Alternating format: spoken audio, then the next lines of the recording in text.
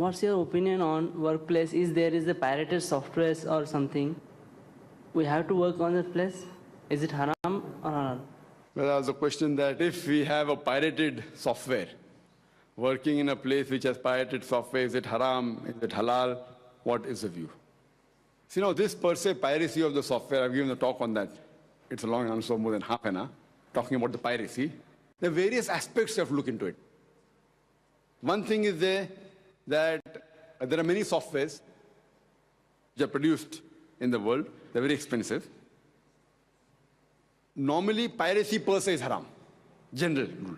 But there are some software which many of the companies, they themselves introduce piracy so that it becomes famous.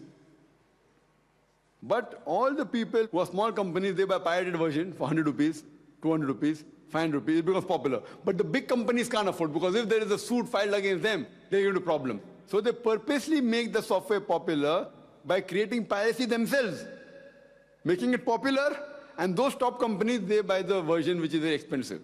100,000 rupees, 200,000 rupees, or 50,000 rupees. So now, if the piracy has been encouraged by the company itself, and if you're using that software, I feel Islamically there's no problem. If the company hasn't encouraged and using it, then it is wrong.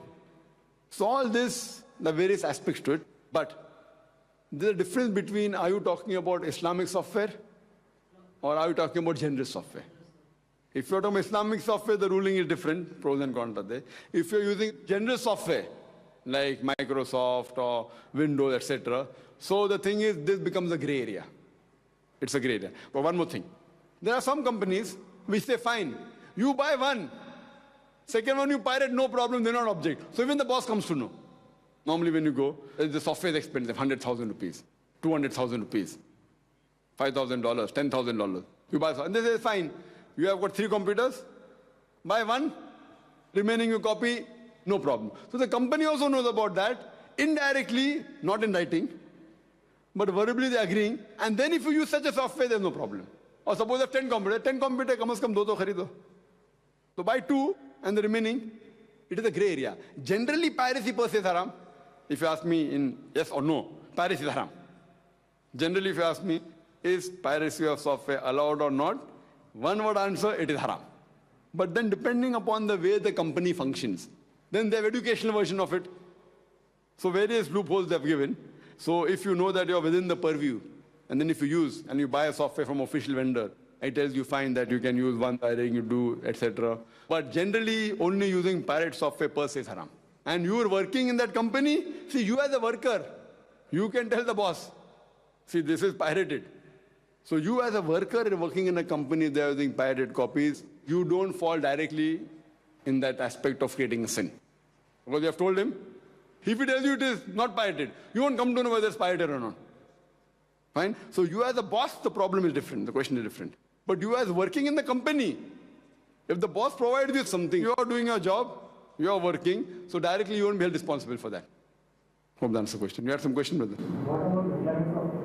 What about Islamic software? Now, brother wants to know about the Islamic software. Now, coming to the Islamic software, again, the purpose is important. The purpose of the Islamic software, suppose a company has created a software of the Quran, of the Hadith, and spent a lot of money.